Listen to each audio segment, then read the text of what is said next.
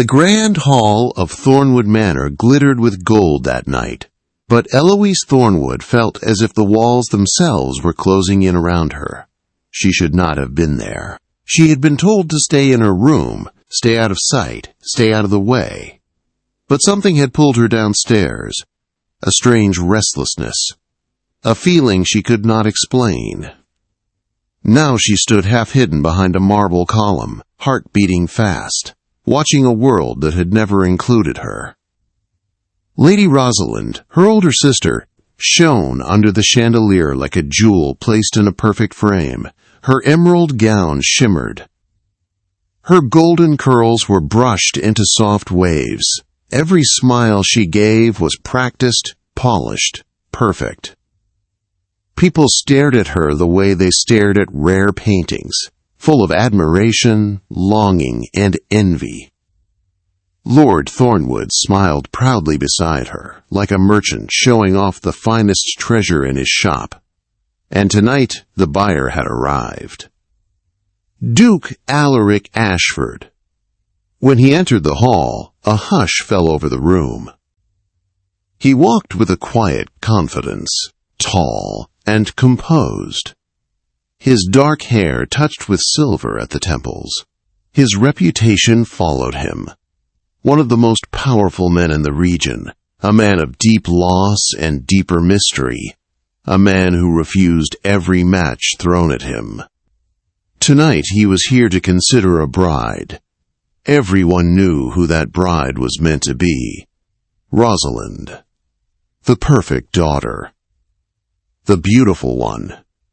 The one worth showing.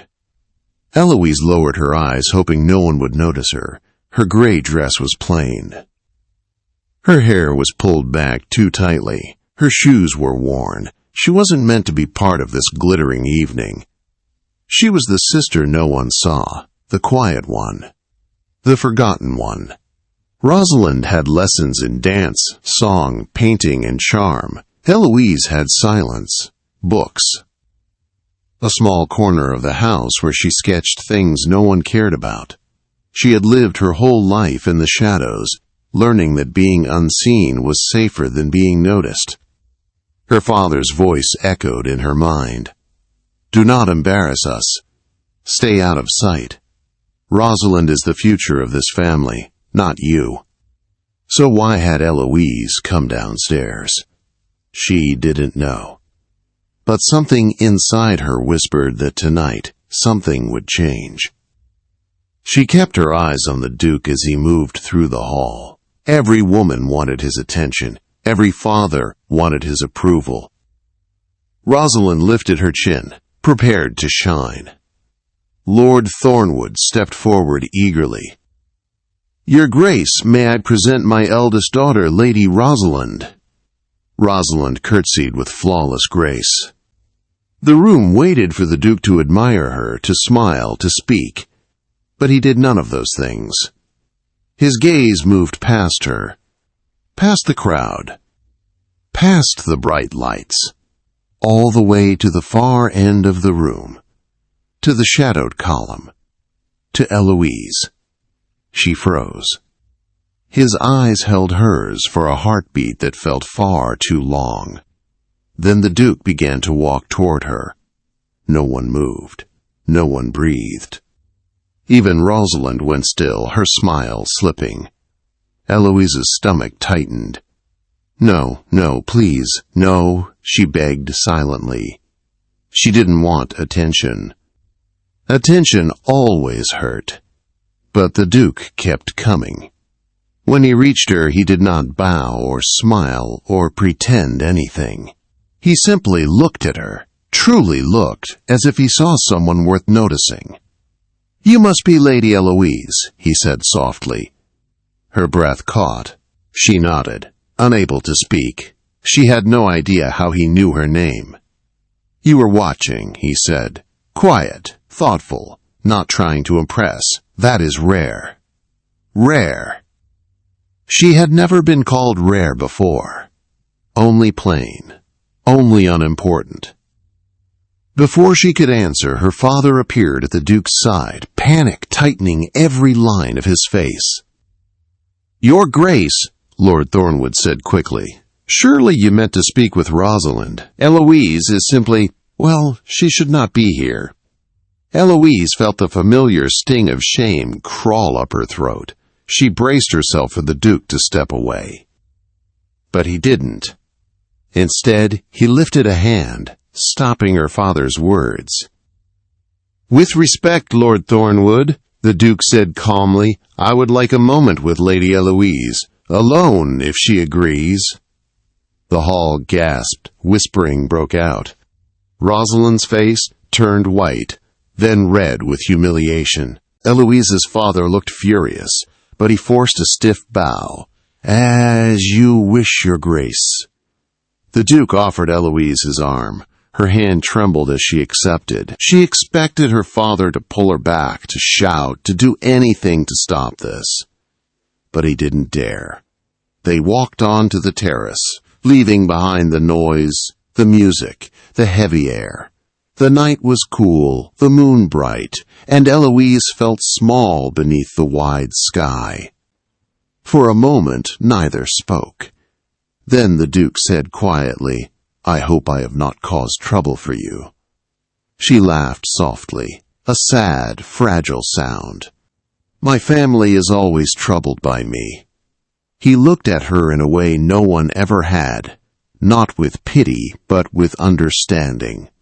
"I noticed your loneliness the moment I entered the hall. It looked familiar." She swallowed hard. No one ever noticed her feelings. No one ever cared enough to look. "Why me?" she whispered. "My sister is everything a duke could want." "Yes," he said gently. "Your sister is everything your parents shaped her to be, but I am not looking for a performance." His voice lowered, sincere and warm. "I am looking for someone real." Eloise felt something twist inside her, something painful, something hopeful. "I have felt invisible for so long," she admitted, her voice breaking. "Like I was a mistake my family did not know what to do with." "You are not a mistake," he said firmly. "You are simply unseen by people who refuse to look deeper." Her eyes filled with tears. He reached out, not to take her hand, but to offer it, allowing her the choice. She took it. The Duke smiled. "I would like to know you better, Lady Eloise, if you are willing." She opened her mouth to answer, but a sharp sound echoed from inside the hall. A crash. A shout. Gasps of alarm. Then Rosalind's voice, sharp with fury. "She did this! She stole him from me!" Eloise flinched. The Duke's jaw tightened. "We should return." But Eloise grabbed his sleeve, fear rising in her chest. "No," she whispered. "If we go back now, I don't know what they will do to me." The Duke studied her carefully.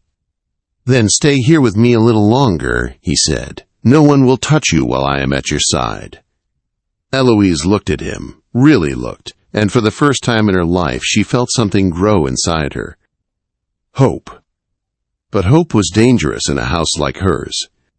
And as footsteps approached the terrace door, loud and angry, Eloise knew this night was far from over. Something had been set in motion. Something she could not stop. Something that could break her, or set her free forever. The terrace doors burst open. Lord Thornwood stepped out first, anger burning behind his eyes. Lady Thornwood followed, her lips pinched tight, her posture stiff with humiliation. Rosalind stood between them, trembling with rage, her gown glittering like shattered glass. Eloise instantly released the Duke's arm and stepped back, heart pounding, her breath turning thin. She knew that look on her father's face. She had seen it too many times. "This is unacceptable," Lord Thornwood hissed as he approached. "Eloise, what have you done?" Quote. Eloise opened her mouth to speak, but no sound came out. Her throat had closed. The Duke stepped in front of her, calm but unmovable. "Lord Thornwood," he said, "Lady Eloise has done nothing. I chose to speak with her. That is all." Rosalind let out a bitter laugh. "You chose her? You expect us to believe that? She must have said something, tricked you somehow." Eloise winced, feeling that familiar sting deep in her chest. The Duke turned his face toward Rosalind. His voice remained polite, but there was steel underneath. "Your sister did not trick me. I approached her because I wished to." Rosalind's eyes filled with tears, beautiful, dramatic tears she had learned to summon at will. But tonight there was real pain behind them. "Father," she cried, "do something!" Lord Thornwood tried to recover his dignity, but the humiliation was too deep, too public. "Your Grace," he said tightly, "Eloise is not suitable for consideration. She lacks the training, the refinement, the social graces." "Enough." Quote, the Duke's voice was soft, but the command in it made Lord Thornwood fall silent. Then the Duke turned, looking directly at Eloise. "I asked to speak with you because I wish to know you. Nothing more. If that is unwelcome, then I will leave at once. But tell me, do you wish for me to go?" Quote, the question hit her like a storm. No one had ever asked what she wanted. Her mother only demanded obedience. Her father demanded silence. Rosalind demanded space, praise, attention. Everything Eloise was never allowed to have. What did she want? Her hands shook. Her breath trembled. She found the courage she didn't know lived inside her. "No," she whispered. "I don't want you to go." The Duke nodded, as though that simple truth was enough. But her father lost all control. "This is an embarrassment," Lord Thornwood snapped. "Eloise is plain. She is quiet. She hides from company. She is not fit to stand beside a duke." The old shame washed over her again. But then something happened she had never experienced before. Someone defended her. The Duke stepped closer to her father, his expression darkening, not with anger, but with deep disappointment. "Lord Thornwood," he said quietly, "I judge a person by character, not by the value you place on them. Do not speak of your daughter that way in my presence." Lord Thornwood's face went pale. Lady Thornwood stiffened, startled. Rosalind's chin trembled as she looked away. Eloise felt something warm rush to her eyes. Not tears of pain, but something unfamiliar. Tears of being defended, protected, seen. The Duke held out his hand again, offering, not demanding. "Lady Eloise," he said softly, "would you continue our walk, only if you wish it?" She hesitated. Her father's glare burned into her skin. Her mother's coldness wrapped around her like ice. Rosalind's hatred pulsed like a wound. If she took his hand now, nothing would ever be the same. But something inside her whispered, "You are allowed to choose hope." Eloise placed her hand in his. The Duke smiled gently and guided her down the terrace steps toward the moonlit gardens. Behind them, angry voices rose, but the Duke did not turn back. Eloise shook slightly. "They will punish me for this," she whispered. He looked at her, a soft sadness in his eyes. "I am sorry you fear that. No daughter should." Her chest tightened. She blinked away tears. "I have spent my whole life being the disappointment," she said. "Nothing I do is right. Nothing I am is good enough. I learned long ago that being unseen is safer." The Duke walked beside her slowly, giving her time. "And yet," he said gently, "you came downstairs tonight." She inhaled sharply. Yes, she had.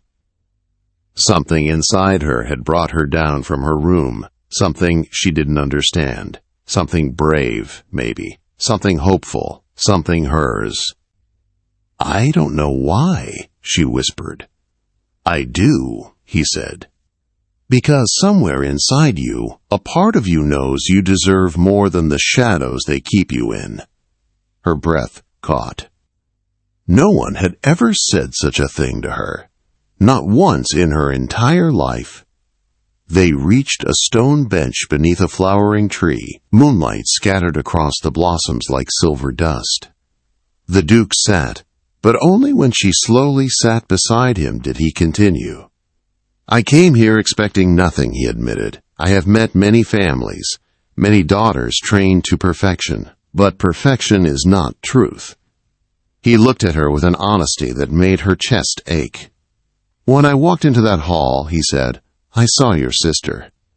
But then I saw you, and you did not try to shine. You simply were, and that quiet truth drew my eyes before I even understood why.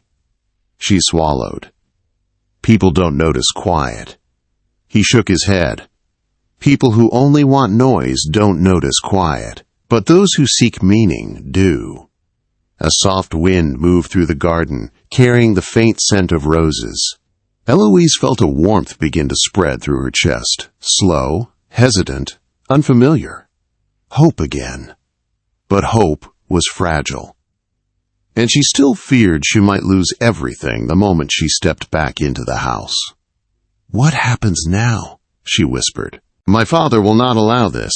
Rosalind, she will hate me. The Duke's expression grew thoughtful. What happens now? He said. Depends on what you want. Eloise's breath shook. I don't know, she whispered. I have never been allowed to want anything. The Duke leaned closer, not touching, but near enough. She felt his warmth. Then let yourself want something right now, just one thing. Her heart trembled. Her voice broke as she spoke the truth she had never dared say. I want to be seen. The Duke's eyes softened. You already are. Before she could answer, footsteps approached the garden path. Fast, angry, urgent. Eloise stiffened, fear rising again. The Duke rose to his feet, placing himself between her and the sound. A voice cut through the darkness. Lord Thornwoods. Your Grace, he called, his tone tight and shaking with barely controlled fury. We must speak. Now. Eloise clutched her hands together, dread curling through her like cold water. This was not over. Her father would not let this go. And the night that had given her the smallest spark of hope might be the same night everything was ripped away from her. Lord Thornwood's voice cut through the quiet garden, sharp as a blade. Eloise felt her body go cold, her hands tightening in her lap as the Duke rose to face her father. Your Grace, Lord Thornwood repeated, this has gone far enough. The Duke's posture remained calm. Then speak, my lord. Lord Thornwood glanced at Eloise, and the look in his eyes made her stomach twist. It was not simply anger, it was fear. Fear of losing control, fear of losing status, fear of losing what he believed he deserved. This conversation will be held inside, he said, where others cannot listen. The Duke's voice was steady. Lady Eloise is a part of this matter. Lord Thornwood's lips curled. She is the problem. Eloise flinched. The Duke's jaw tightened. You will not speak to her like that again. A storm gathered in her father's eyes, but he forced a bow and motioned them toward the house. The Duke offered Eloise his hand, and she hesitated, fear tightening around her ribs. I'm scared, she whispered. He bent his head slightly. You will not face them alone. She took his hand. Together they walked into the hall, where the music had long since faded, and the guests had retreated to distant corners, whispering behind fans and gloves. Lady Thornwood stood rigid near the hearth, her face pale with fury. Rosalind paced like a caged animal, her gown swishing with every quick, frustrated step. The moment Eloise entered, Rosalind spun toward her. You, she spat, you think you can steal what was meant for me. You think you deserve him. You have ruined everything. Eloise stepped back, trembling. She had endured Rosalind's cutting remarks for years, but never had they been so sharp, so venomous, so full of open hatred. The Duke moved instantly, placing himself in front of Eloise. "You will not direct your anger at her," he said firmly. "Lady Eloise has done nothing wrong." Rosalind let out a hysterical laugh. "Nothing wrong? She hides like a mouse every day of her life, and tonight she appears in the hall like she belongs there? She embarrassed our family. She humiliated me. Enough," the Duke said again, voice low but commanding. Lord Thornwood cleared his throat. "Your Grace, let us speak plainly. Eloise is not prepared for a life in the nobility. She is quiet, lacking the skills needed. She does not shine." Eloise lowered her eyes, the familiar shame returning like an old ache. But the Duke did not allow the moment to linger. "Perhaps she does not shine because you have never given her the chance," he said. "Perhaps she is quiet because you taught her to be silent." Lady Thornwood snapped. "You do not understand the burden she has been. She is nothing like Rosalind. She has no grace, no presence, no confidence. She ruins things simply by existing." Those words pierced Eloise like knives. Before she could step away, the Duke reached back and took her hand, firm, steady, grounding her. "I have heard enough," he said. "I will not stand in a house where cruelty toward one's own daughter is spoken so freely." Lord Thornwood stiffened. "Your Grace, surely you cannot be considering—" "I am considering Eloise," the Duke said. "And if she is willing, I intend to court her with sincerity and respect." That sentence dropped into the room like thunder. Rosalind gasped. Lady Thornwood grabbed her husband's arm. Lord Thornwood's face twisted with disbelief. "Your Grace," he sputtered, "this is madness. Eloise cannot be a duchess." She is. The Duke raised a brow. "She is what?" Lord Thornwood froze, unable to say the cruel words that hovered on his tongue. The Duke continued. "She is intelligent. She is honest. She is gentle. She is real. These are qualities far rarer than beauty or charm." Lord Thornwood shook his head. "You are making a terrible mistake." But Eloise suddenly found her voice. "No," she said softly, "he is not." Everyone turned to her. Her heart pounded, but the truth spilled from her like a flood released after years behind a wall. "I know I am not what you wanted," she said to her parents. "I know I was never the daughter you hoped for. I know you think I am plain and useless. I know you see me as a burden. But I am done apologizing for existing." Lady Thornwood drew a sharp breath, scandalized. Lord Thornwood stepped toward her, but Eloise didn't back away this time. "For years I believed I deserved nothing," she said, tears gathering but her voice steady. "I believed I was unworthy of happiness or love or even simple kindness. But tonight, someone finally saw me. Not as a mistake, not as a shadow, but as a person." Her gaze shifted to Rosalind, her sister, her rival, her mirror of everything she was never allowed to be. "I do not want your spotlight," Eloise whispered. "I never did. I only wanted a place where I could breathe." Rosalind trembled, eyes burning with wounded pride. "You will ruin us," Rosalind whispered. "Do you understand? You will ruin this family." Eloise shook her head. "No, I will only stop letting you ruin me." The room went silent. Then the Duke stepped to Eloise's side, his voice quiet but strong. "Lady Eloise," he said, "I meant every word I spoke in the garden. I wish to know you. I wish to offer you a life far from this cruelty. But the choice must be yours alone." He turned to face her fully, his eyes warm and steady. "I will ask only one question. Do you wish for me to stay in your life, or shall I leave Thornwood Manor tonight and never trouble you again?" Her breath shook. The world seemed to pause around her. Her parents' cold stares. Rosalind's shaking fury. The guests whispering just beyond the doorway. Her own heartbeat echoing in her ears. And the Duke waiting, patient, respectful, willing to walk away if she said the word. This was her moment. Her whole life she had been silenced, overlooked, pushed aside, told that she was nothing. But now, for the first time, someone offered her a choice. Eloise lifted her chin slowly. Her eyes met the Duke's, shining with fragile courage. "I want you to stay," she whispered. The relief that washed across the Duke's face was quiet but profound. He bowed his head once. "Then I will." Lord Thornwood erupted. "I forbid this!" "Eloise is not. You do not decide," the Duke said sharply. "Not in this matter." Lady Thornwood's voice trembled with panic. "Think of the embarrassment, Your Grace. Think of the consequences." "I am thinking of them," the Duke answered. "And I am choosing Eloise regardless."